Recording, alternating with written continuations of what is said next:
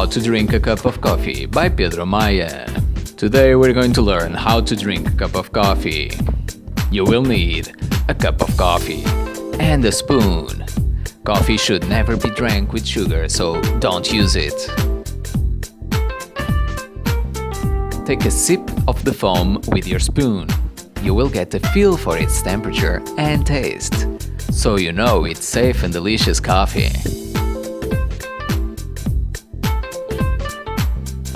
Now you are ready to drink.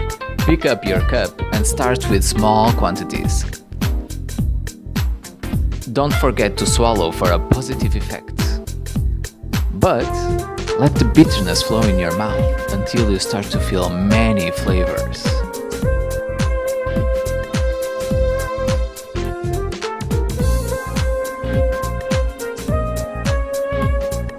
You learn how to drink a coffee.